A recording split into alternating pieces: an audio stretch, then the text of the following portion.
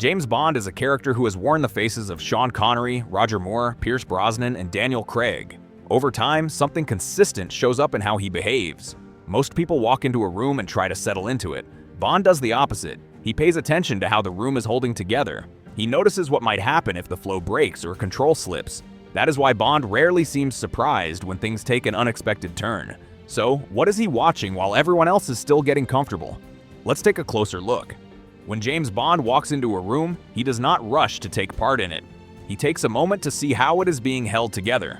Some rooms naturally feel steady, where everything has its own effortless pace. Others only look steady because everyone inside is extremely careful. Bond pays attention to that difference.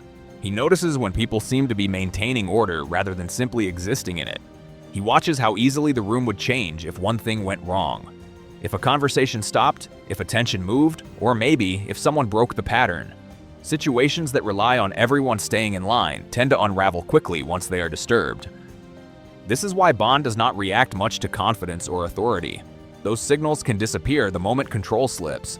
He is more interested in whether the situation can absorb disruption without collapsing. That decision changes how closely he pays attention and how freely he moves. But what is the first sign that tells him the room will not hold? Well, once Bond has taken in the room itself, his attention moves to something else entirely. He starts working out who knows more than they are saying. Every room shows some sort of information gap. Some people understand what is happening, some people think they do.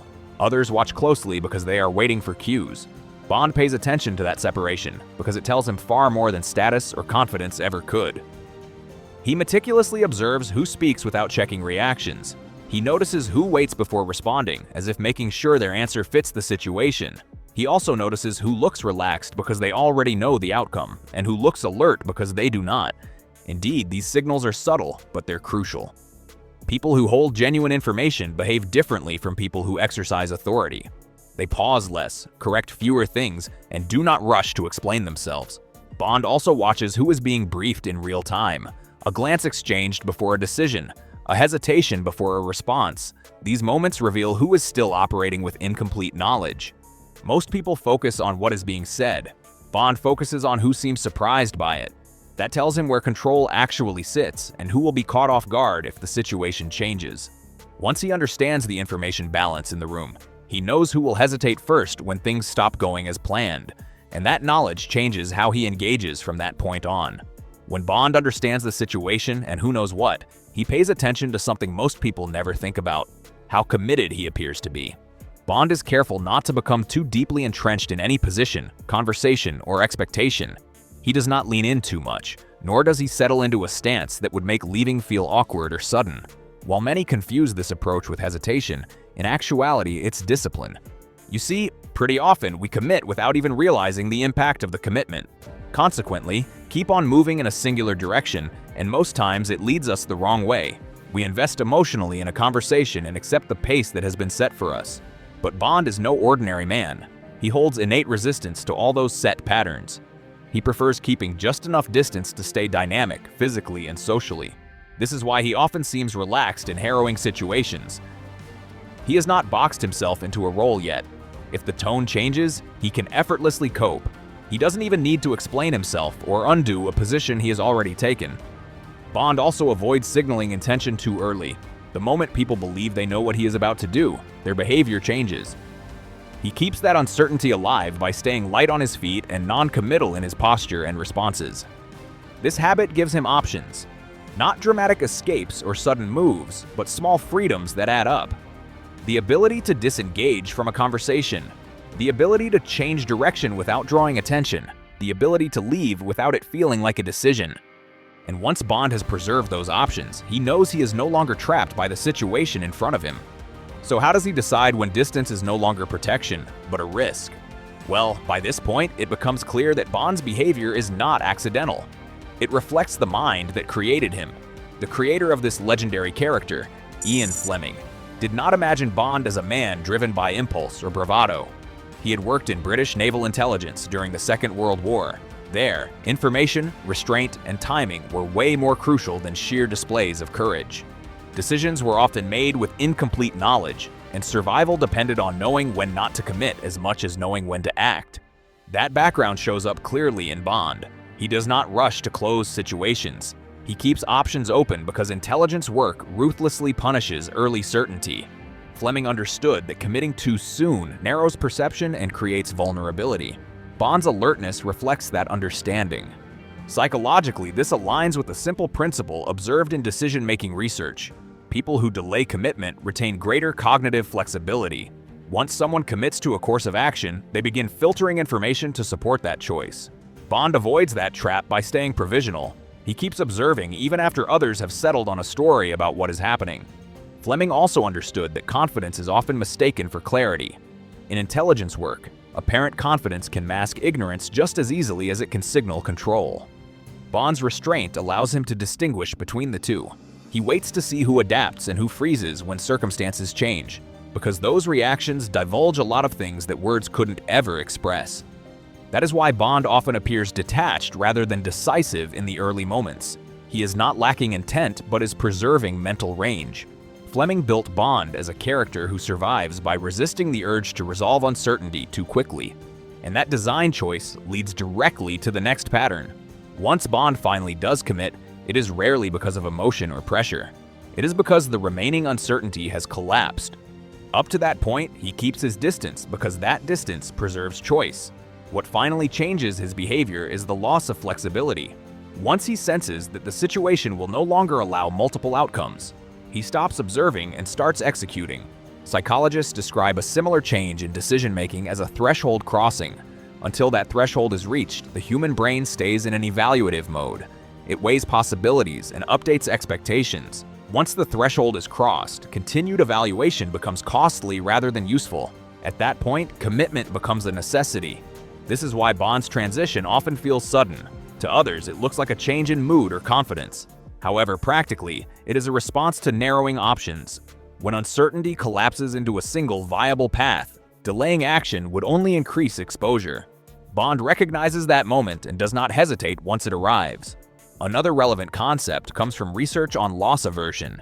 People tend to tolerate uncertainty as long as they believe they can still avoid loss. Once avoidance is no longer possible, behavior pivots quickly toward decisive action. Bond commits when staying uncommitted would cost him more than choosing a direction. This explains why he resists acting early, even when provoked. Early action often locks people into paths they did not fully choose. Bond waits until the situation chooses for him. Only then does he act with clarity, because the cost of waiting has finally overtaken the cost of commitment. To those watching, it feels like instinct, but practically, it is timing. Bond commits not because he feels ready, but because the situation has stopped leaving room for alternatives. Once Bond commits, emotional negotiations shut down. Until then, Bond remains receptive. He watches reactions, adjusts his posture, and stays sensitive to tone changes. However, that flexibility disappears once the decision is made. From then on, he no longer weighs how his actions will be received. He focuses only on whether they work. Psychologically, this reflects a well-documented change between evaluative thinking and task-focused execution. Research in performance psychology shows that once a decision is locked in, continued emotional processing can interfere with precision. High performers often narrow their attention deliberately, just to reduce empathy and reflection in order to maintain control under stress. Bond's behavior reflects this narrowing. His speech becomes sparse. His expressions flatten. He does not explain himself, justify his actions, or soften their impact. That is not cruelty, but containment. Emotion, at that stage, becomes an obstacle. This is also why Bond's actions can feel weird at times. His actions evidently show emotional absence. Importantly, this detachment does not last forever. It is situational. Bond switches it on because the task demands it, and because hesitation at that point would introduce risk. Once the moment passes, the emotional range can return. During execution, it cannot. This is what separates Bond from characters who act impulsively. He does not confuse commitment with emotion. For him, commitment is the point at which emotion becomes a liability. And that raises the final question in his pattern. If Bond can shut parts of himself down so completely when needed, what does that cost him over time? Bond's control comes at a price, and the stories never hide it for long. The pattern repeats across Fleming's novels and later adaptations. Bond survives situations that should break him, but he does not come out untouched. It's just that the damage does not show up where people expect it. Psychologically, this fits what clinicians describe as functional detachment. It encourages performance under tremendous pressure, but it resists reintegration afterward. Bond can switch emotions off when required, yet switching them back on proves far harder. That is why relief never lingers. Victory does not make him happy, nor does safety slow him down. Fleming repeatedly places Bond in moments where intimacy is offered right after danger passes. The timing is deliberate. Bond does not struggle during the mission. Unexpectedly, he struggles after it ends. Conversations become shorter, relationships turn fragile, and stability feels intrusive. This is not accidental writing. Fleming understood that a man trained to exit psychologically cannot easily remain present. Bond's discipline keeps him alive, but it also keeps him unrooted. He does not build continuity because continuity would demand emotional exposure, and exposure would weaken his detachment ability next time. So he keeps moving. No, he doesn't enjoy novelty, but he realizes that the sense of stability would force him to confront what he suppresses to function.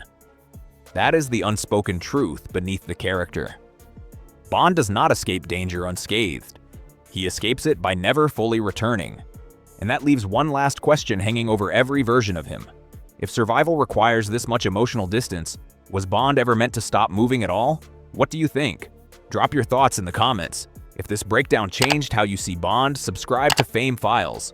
We'll keep on bringing world-class character deep dives. And if this made you notice something you had missed before, share it with someone who still thinks Bond is just another style icon.